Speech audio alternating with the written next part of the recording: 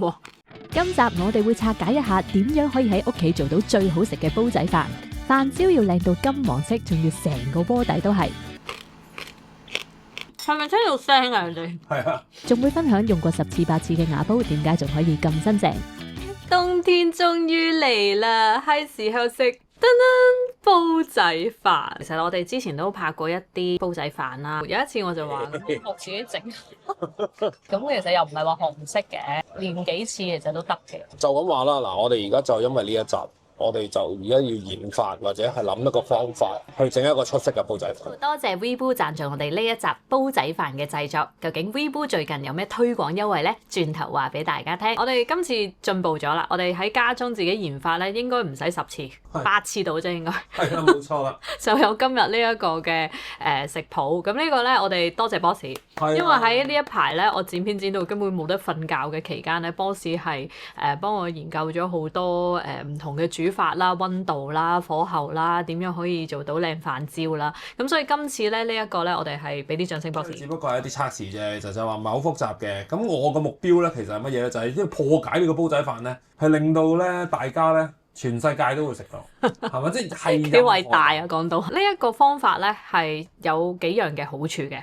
第一咧就係平時咧煲仔飯咧一定係明火噶嘛，基本上無時無刻都要睇住個煲飯嘅，收水味啊、落餸味啊，哎呀而家個飯焦，個火燒呢邊多咗喎，轉下個煲啦，咁樣燒下嗰邊，咁個飯焦先靚啦。你嘅 attention 咧係長期望住煲飯嘅，今次嘅做法咧係唔需要望住煲飯嘅。其實我哋都同出邊啲餐廳傾過，點解你唔做煲仔飯咧？咁啊，佢話原來做煲仔飯其實係要請一個煲仔飯師傅。冇錯啦，咁啊同埋個時間好耐啊。只要多單嘅話咧，其實可能搞成半個鐘先出到一煲飯，咁佢哋覺得即係太麻煩啦，又要有個位，一個位可能擺10幾個煲喺度，佢一次過咧煮好多個煲仔飯，所以其實有啲餐廳咧，就算知道煲仔飯受歡迎咧，都未必肯做。出街食煲仔飯咧，嗰間鋪咧其實都成有啲壓力嘅，係有啲壓力。咁第二個好處咧就係大家望下呢個煲。呢個煲咧其實已經係用過，我哋測試咗都起碼8次啊。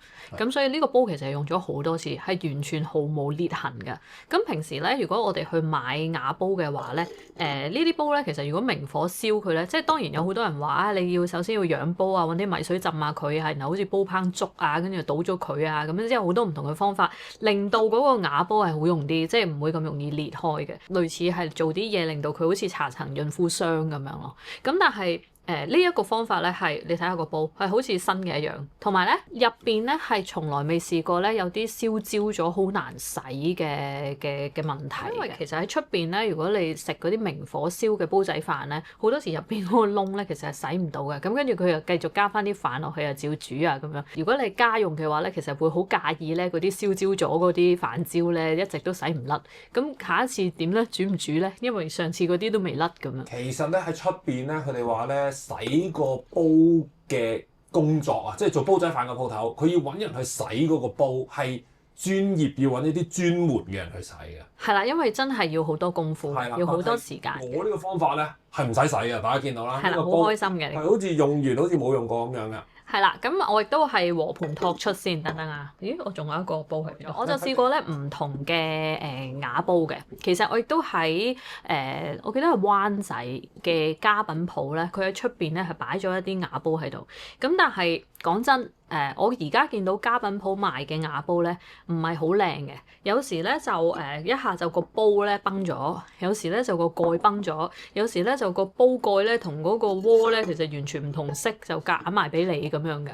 咁總之奇奇怪怪咁，同埋嗰個 size 咧係一下就好細過呢一個迷你版，一下咧就大過呢一個，又好似大得滯。我自己就覺得而家現成我喺香港見到家品鋪賣嘅瓦煲咧，我唔係太喜歡嗰個質量嘅。唔好意思啊，瓦煲咧最容易揾咧就係淘噶啦，因為淘咧多選擇，同埋你可以睇 review 啊，睇啲評價究竟佢襟唔襟用。咁呢兩個咧我都係淘翻嚟嘅，一個呢啲瓦煲咧大概係我記得好似10幾蚊人仔咯。花蓮點解其實你講淘翻嚟好似好唔好意思咁樣嘅？其實就算喺香港買到嗰啲鋪頭，自己都係淘翻嚟㗎。咁啊係，但係唔知點解觀眾一聽到圖就好憎咁樣，係係呢個係一定係中國出產最多噶嘛呢個，咁所以你圖係好合理咯。你好難揾到個德國製啊！係咪先係啊，反而其實咧奇怪地方係有冇牌我哋之前，子嘅？我哋之前係咪去過澳洲嘅？我哋去澳洲咧見到嗰啲中國亞洲家品好多種唔同嘅 size 揀啊！反而啊好多香港佢哋係好多嘅係啦，香港如果你係實體店咧，就現貨我見到賣嘅已經好少啦。咁圖咧就佢又揾啲發泡膠啊嗰啲包住咧，所以嚟到咧冇穿冇爛嘅，大家差唔多價錢，唔知點解咧兩個煲咧好似唔係同一間嘅，但係完全唔同 size 㗎，一個係又厚啲又深啲又大啲，我自己覺得細呢個係好用啲。花田嘅右手邊呢一個咧就係煲1粒米嘅煲仔飯，大概係。咁而左手邊呢一個咧就大概係煲1半米。之前咪有間我哋講煲仔飯好受歡迎，大家去完食覺得好開心咧，新咩江咁樣。咁啊嗰一間咧，其實佢咪有細嘅煲仔飯賣同大嘅煲仔飯賣，我哋堅持係要細，寧願嗌兩煲都要細。細嗰個咧係容易啲起到一個靚啲嘅飯焦嘅，因為你諗下大嗰啲咧放嘅米多啲啦，放嘅水又多啲啦，要控制到做到個飯焦咧冇咁容易嘅。咁所以我哋今次我哋嘅測試咧係用一個細啲，啱啱1麥到嘅煲。係啦，咁今次咧，我哋整呢個煲仔飯咧，我哋就唔係用明火嘅，我哋係用焗爐。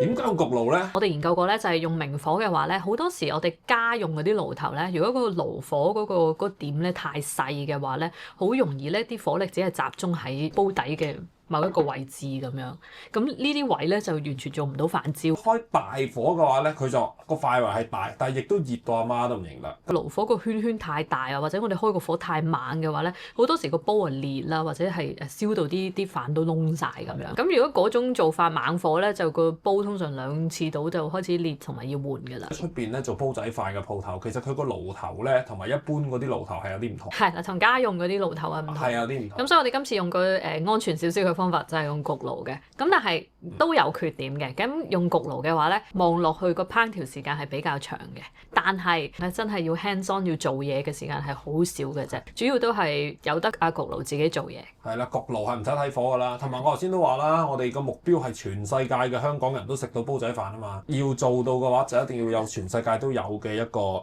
煮食工具咯。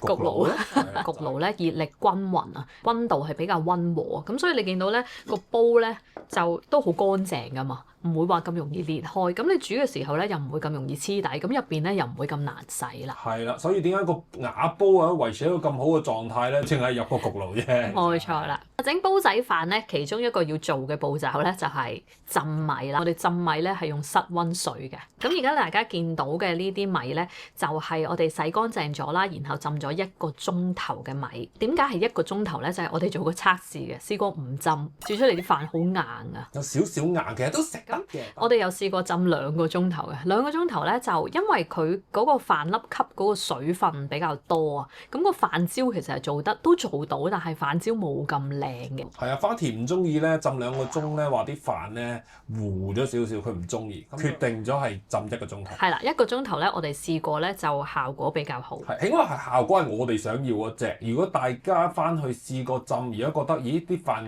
硬得滯或者軟得滯，就自己再調節嗰個浸米嘅時間。食煲仔飯咧一定要有豬油嘅。我想問而家5蚊可以做到乜嘢咧？5蚊原來可以買到咁大塊嘅豬板油啊！你一大到我個砧板都有問問地啊！但係我懷疑其實係因為咧，我幫佢買排骨，所以佢5蚊賣俾我嘅啫喎。係啦，咁樣 boss 咧就可能用咗美式嘅，唔係喎，個男人嚟㗎賣俾你嗰個。係啊，更加需要用美式啊！所以我哋係買咗排骨，咁再買呢個豬板油，咁呢個豬板油佢就計我哋5蚊。咁但係因為我哋之前喺家中咧喺冇拍攝嘅情況下咧做過啲測試嘅，咁個測試咧就係我哋都買豬板油翻嚟試下。咁但係咧同樣咁大塊咧 boss 你上次買咗幾多錢啊？我上次係15蚊一塊，可能我嗰日嘅美式係唔 work 嘅。哦，原來係咁樣，用喺男人身上係，唔係喎，2次都係男人嚟喎。大兩檔唔同嚟㗎。哦，但係可能係因為我真係幫襯佢買排骨啊。好啦，咁咧其實我哋亦都咧係預備咗咧咁遠嘅，點解唔擺近啲？我哋亦都預備咗薑葱嘅，因為整呢個豬油咧最好有薑葱，咁嗰啲味先夠香嘅。同埋辟一辟嗰啲係啦，辟一辟啲腥味。係啦，冇錯。但其實我覺得我整嗰次咧，其實我覺得個豬冇乜腥味，可能就係因為辟咗。係啦，咁我哋又冇試過完全冇薑葱係點嘅，我哋覺得要有咯。係啦，咁而家我哋切豬油，耶！我諗我哋係唔使用晒咁多豬板油，因為我哋應該未來3個月都唔使買油嘅應該。自整晒佢啦，橫都切咗落，掉晒落個煲度。我哋咧其實係 random 切嘅啫，其實切亂咁切啦，咁大塊咁樣。總之佢細塊啲就可以抌入去咯。如果頭先成塊抌落去，好難搞嘅。咁我哋其實就切到咁樣咯，手指公咁樣。係啊。好啦，咁而家咧我就會將呢一啲咧都抌埋落去，整晒佢啦，一次過，唔使分幾次啊嘛。咁咧我哋預備咗薑葱，完全係唔需要剪啊，成日同佢紮埋佢咁就得㗎。薑咧，中意點切都得嘅，切粒又好，切片又好，隨意嘅啫，真係。仲有一樣嘢要加嘅，就係水，因為咧我哋唔想啲豬油咧喺個煲入邊乾煎咧，令到佢咧有啲位咧好似煎熟咗啊，煎到佢金黃咁啊。我哋想佢好純色咁樣，咁所以我哋會加少少水落去，等佢唔好乾煎嘅。我哋落真係好少嘅啫，譬如呢個湯殼咧，我哋落半殼嘅啫。好，唔知大家睇唔睇到啦？夠噶啦，其實好隨意嘅水冇乜所謂。咁我哋就好就係咁。用電飯煲整咧，如果凝固咗之後咧，其實應該係差唔多係奶白色咁樣嘅。係，如果你煎過佢咧，佢就會有少少黃黃地色咁咯。係啦，咁我哋就可以拎去咧煮呢個豬油啦。閂咗蓋之後，好似平時煲飯咁行一次煲飯嘅模式。如果見到而家咁嘅狀況咧，即係未完全煮好嘅，咁就將啲薑葱咧夾咗出嚟先，然後再好似平時煲飯模式再煲一次。成功嘅話，煉好嘅豬油應該係咁嘅狀態嘅。呢個煉豬油嘅方法好處就係淨係需要洗個電飯煲，唔使辛辛苦苦抹廚房啦。跟住就用個篩將啲豬油隔渣啦，用個湯殼壓一壓啲豬板油，就可以將多餘嘅豬油都壓埋出嚟。睇下呢個就係我哋煉好嘅豬油啦。豬油搞掂，下一步就係醃排骨啦。首先呢，我哋就剁碎啲豆豉，我隨意剁碎大概2茶匙嘅豆豉，大概就係咁。排骨洗乾淨之後，瀝乾水分，就大概落2茶匙嘅粟粉，醃一醃佢，醃到大概咁嘅狀態，啲排骨又有少少黏手，咁就差唔多噶啦。跟住將剩翻嘅調味料倒埋一齊，包括生抽2湯匙、米酒1湯匙、糖1.5茶匙。然後就撈勻佢，跟住將啲調味料倒晒落啲排骨度，然後撈勻晒佢，撈勻直至完全吸收，碗底冇多餘水分。跟住就加半湯匙嘅麻油同埋剁好咗嘅豆豉，然後撈勻佢，撈勻之後放喺雪櫃醃最少1個鐘頭。煮飯嘅時候攞翻出嚟回溫就得啦。睇嚟都萬事俱備啦，只欠煲飯。係啦，我哋而家可以開始煮啦。煮飯前不如聽下今集嘅贊助 Weibo 有咩優惠俾我哋啊？唔使做就可以賺到相等於資產12%嘅獎賞。花田，你今日着得咁正經啊？似唔似一個證券從業員啊？係啊，唔知觀眾有冇用開網上平台買賣股票咧？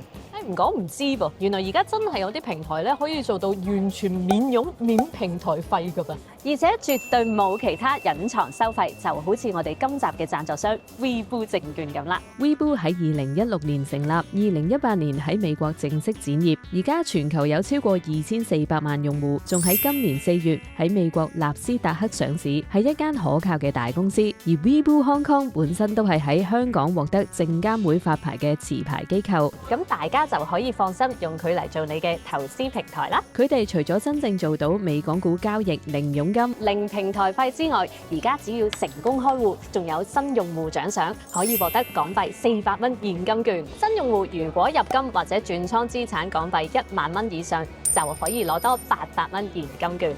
即係唔使交易就有1200蚊獎賞，相等於資產值12%回報。咁係咪好抵先？進入資產越多，獎賞越多，最高可達港幣10萬蚊獎賞。不過呢啲咁高金額嘅獎賞都係留翻俾啲大戶啦。好彩我哋呢啲散戶呢，如果夠港幣8萬蚊現金或者資產，最多都可以攞到2400蚊現金券嘅。觀眾如果有興趣嘅話，就快啲 click 入資訊欄入面嘅連結，了解詳細條款同細則。優惠期有限，如果真係想節省股票交易成本，就快啲睇完條片之後去了解下 Weibo 交易平台啦。預熱焗爐去160度，我哋會開焗爐後面嘅風扇開到最大，即係最強嘅對流熱風。然後將浸好嘅白米瀝乾水分，然後倒入個煲入邊，然後就將臘腸剪成一片片。其實呢個咧，我覺得咧可以連咧即係。通常擺喺面㗎嘛人哋，但我覺得直頭咧可以將啲臘腸咧撈埋入去都冇乜所謂，將啲臘腸油咧會滲落啲飯度咧，滲得更加濃嘅啲。有啲人中意成條擺落去，亦都有啲人中意即係啲飯收晒水先擺落去，但係我哋覺得咁樣係最香咯。係啦，因為我個目標係啲飯唔係啲臘腸。係啦，啲飯最好就係吸晒嗰啲南美嘅油咁就好啦。跟住我哋會根據米水比例1:1加入1杯熱水，跟住就打開蓋，將個煲放入焗爐入面，放入焗爐度焗20分鐘，跟住唔好閂焗爐，將煲飯攞出嚟，然後做呢個測試，傾側個煲睇下有冇多餘水分。如果好似而家咁有多餘水分，就將個煲放翻入焗爐入邊焗多5分鐘。5分鐘之後攞翻個煲飯出嚟，睇下有冇多餘水分。今次傾側個煲再冇見到多餘水分，咁就可以準備加豬油啦。用熱水助溶啲豬油會比較容易操作。我加嘅豬油份量大概係1.5個食飯用嘅鐵匙羹咁上下啦。跟住就加入頭先醃好咗嘅排骨，而家呢個密度都冇問題嘅。整污糟咗個邊嘅話，最好就係清潔咗佢，費事個煲難洗啊嘛。冚翻個蓋就可以準備入爐啦。咁而家咧就係一個重要嘅步驟，我哋會將嗰個烤架咧放到去最低嘅。咁我哋嘅目標咧就係要焗爐最下邊嗰條發熱線咧，淨係呢一條底部嘅發熱線發熱。因為咧我咧其實咧喺網上面學咧，見到人哋整咧，佢用炭燒咁樣咧，其實就好似係用下邊嗰個熱慢慢去溫嗰個煲底㗎嘛，所以我哋咧就係模擬嗰個情況嘅。係啦，但係我哋就唔係用明火，咁啊希望咧嗰個底部嗰個發熱線咧，令到嗰個飯焦形成咧係溫和得嚟咧，又可以做到金黃脆焦嘅效果。係啦。我哋咧熱緊個焗爐，咁我哋嘅目標咧就係底部嗰個發熱線咧熱到變咗紅色嘅時候咧，我哋就會將煲飯咧放入個焗爐入邊煮㗎啦。係啦，唔使等到咧200度先擺入去嘅。雖然我哋而家係 set 200度，但係佢變紅咧，我哋就可以擺入去煮㗎啦。好啦，而家底部嘅發熱線咧已經變咗紅色啦，我而家就會將煲飯咧放入去。嗱，咁我哋而家咧大概會將煲飯咧喺焗爐入邊咧焗35分鐘，但係咧唔使理佢嘅。3、2、1。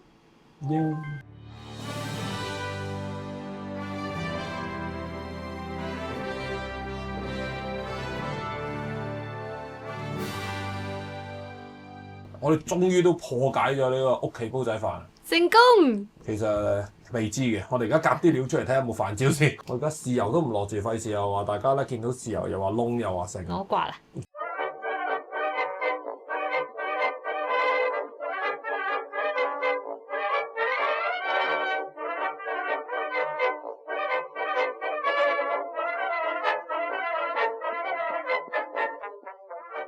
好，而家我哋就落啲煲仔飯豉油。其實呢個飯焦真係靚到咧，你出邊食都冇咁靚。係喎，真係喎！先大家近鏡睇到啦，但係你離遠咧，呢啲金黃嘅全部都係飯焦嚟嘅，我哋未落豉油嘅，所以好滿意喎。係就咁煲已經係。係啊，好多一片片咁樣。其實鏟靚啲應該可以成塊起嘅，我自己手勢唔好。我哋落啲煲仔飯豉油，跟住試食。我將啲飯焦同埋啲飯撈勻，哇！哇！即係又聽到聲啦已經。塊塊都咁勁。得得。犀利啊！唔好講咁多，波士試試先。係咩？可試啊！哇！好熱啊，小心啊！我攞個另外一隻羹俾你啊，順便。好啊好啊。耶！到我食。又脆。哇！好脆，脆過出邊買好多。梗係啦。我中意呢個做法，出嚟嗰個飯焦唔係燶啊，佢係一個金黃嘅飯焦。其實大家知唔知道我用咩方法研究嘅？我係特登揾個二結鑊去煎一啲熟咗嘅飯咧，用低溫譬如86度咁樣去煎咧，大概係煎15分鐘先會有呢個效果。所以我就要嘗試喺個煲入邊都做到呢個效果。咁我哋試下啲料先啦，好嘛？我畢啲飯俾你，再試下啲料，咁先正啊！係求其不得㗎啦。你啲求其不啖啖都有飯焦，真係咪講笑？而一啖啖啲飯焦都係咁均勻。係真係 very good， 好滿意呢個我。嗰次個排骨合唔合格啊？呢個排骨咧咁樣煮咧，一般嘅煲仔飯向蒸汽蒸熟啊嘛。我哋呢個某程度上係焗熟咧，有蒸又有焗咯。佢直頭仲濃味同埋腍啊，佢又腍身，完全一啲都唔硬嘅，好。係因為個出邊就係有焗嘛。嗯。咁入邊我哋有冚蓋咧，擺喺焗爐度，其實有蒸氣入邊，所以佢就唔會焗完之後乾晒咁樣。係啊，個骨咧唔係選出嚟㗎，係一咬落嚿肉度，成嚿骨自己甩出嚟㗎。哇！咁樣食，連個臘腸都香啲啊！哇！真係可以攞去賣喎，真係。買都買唔到啊！大家一定要喺屋企整。我最中意就係唔使睇火咯，可以行咗去做其他嘢。我頭先去咗剪片。你睇花田碟上面嗰個飯焦靚到啊！你睇金色㗎，係嘛？出邊燒有時都會燶㗎嘛，明火。但係我哋呢個真係得。而家唔係淨係一個位金色喎，係成煲飯所有飯焦都係金色。個排骨係咪自動會離骨好神奇啊？醃1-2個鐘頭好夠入味嘅都。好好食個飯，超好食。我哋係超級成功。我夠膽講我自己去邊度，就算嗰啲咩西營盤嗰啲啊，定係荃灣嗰啲咧，唔夠自己整好食都嘅，唔夠我自己整好食。真係。最好食，你睇下脆到。係咪聽到聲啊？你哋係啊，太開心啦！呢個都係 boss 研發。係唔好咁講，我哋都係為咗觀眾，希望大家可以喺屋企試下，跟住然之後咧就話俾我聽，究竟做唔做到咁樣。特別係海外嘅觀眾咧，我唔知你哋會唔會好掛住香港嘅煲仔飯，可以買到個牙煲，其實你已經做到嘅咯。極其量嗰個臘腸就唔知道有冇香港嗰啲質素咯。係啦，同埋我自己本身試做嘅時候咧，都唔係用豬油嘅。我係用普通油，因為費事咁麻煩。其他油都做到嘅。